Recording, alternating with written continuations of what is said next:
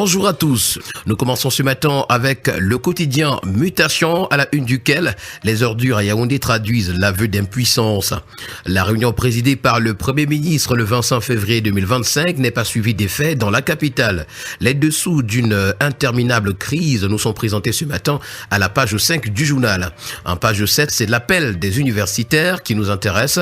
Des signataires contestent et puis qualification Coupe du Monde 2026. Le Cameroun n'est plus leader de son groupe. À la grande une du quotidien bleu, Daman Mana, le jour ce matin, revient avec l'affaire Martinez-Zogo. Aucune audition un an après le début du procès, c'est la principale information qui nous est rendue. Les détails sont à retrouver ce matin à la page 3 du journal. Et puis affaire Joachim Mununga, la FECAFOOT ignore la prescription du ministre des Sports. Et d'après le commentaire que fait pour nous le journal de Daman Mana, malgré la recommandation faite lundi dernier au cours de la réunion préparatoire aux deux rencontres face à l'Eswatini et la Libye, de donner une accréditation pour que l'assistant de McBride soit assis au banc de touche, rien n'a été fait, nous renseigne donc ce matin le journal.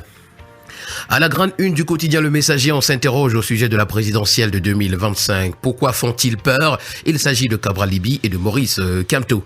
Alors que le corps électoral n'est pas encore convoqué, des manœuvres souterraines sont en cours pour invalider la candidature de Maurice Kamto et Cabral Libi, respectivement leaders du MRC et du PCRN. C'est une information à retrouver en page 3 ce matin. Également dans les colonnes du quotidien Le Messager, c'est le temps des funérailles de la France-Afrique. L'écrivain Gaston Kellman prédit la fin de l'assujettissement du Cameroun aux colons français. À la grande une de Cameroun Tribune, c'est Jean Kuité qui parle au sujet de l'an 40 du RDPC, de l'élection présidentielle et de bien d'autres sujets. Pas de mystère sur le candidat du RDPC à l'élection présidentielle. Le parti ne s'agite pas, il agit. La tenue d'un congrès interviendra inévitablement. Les militants du RDPC sont des citoyens comme les autres. L'entretien exclusif accordé à Cameroun Tribune par le secrétaire général du comité central du RDPC est à retrouver ce matin aux pages 4 et 5.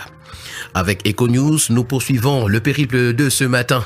À sa grande une, le journal parle de crédit bancaire en 2024 et nous présente comment SCB, AFG Bank et SGC ont pris la tête.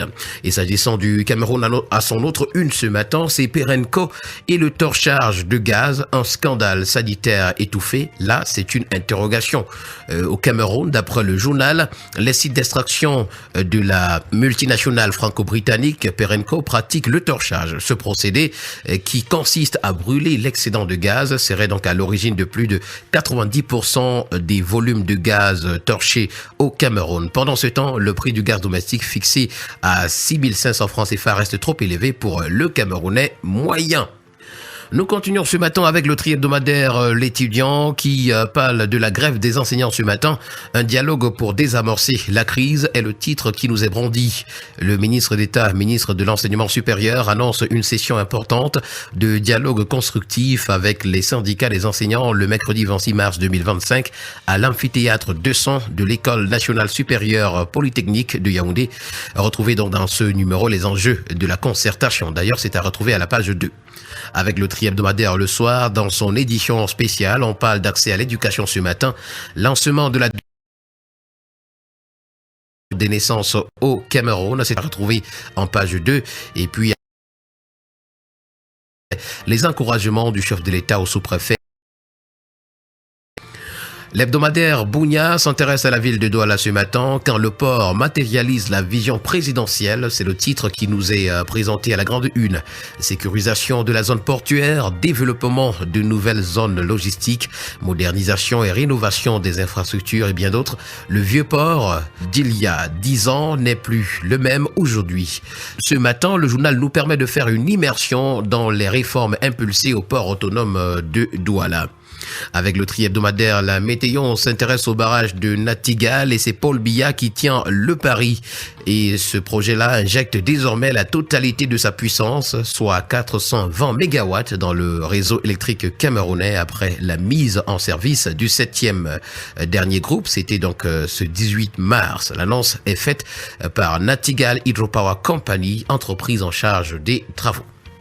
À l'Assemblée nationale, d'après le quotidien régional d'information du Nord Cameroun, l'Œil du Sahel, les secrétaires généraux adjoints sont entre l'illégalité et l'ambiguïté. En savoir davantage, c'est la page 5 du journal.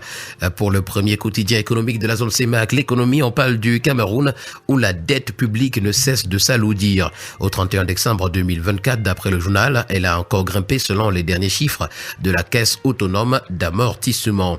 Entretien routier également, 46 milliards de francs CFA, c'est la somme transférée aux communes de l'Est et de l'Ouest en 7 ans.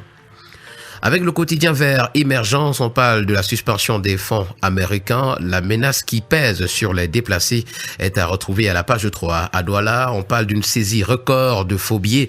Et puis à Garoua, c'est 4 milliards de recettes collectées en 2024 par la mairie. Ce matin, à la grande une du quotidien L'Info à chaud, c'est Marc Brice, l'entraîneur des Lions indomptables, qui s'exprime.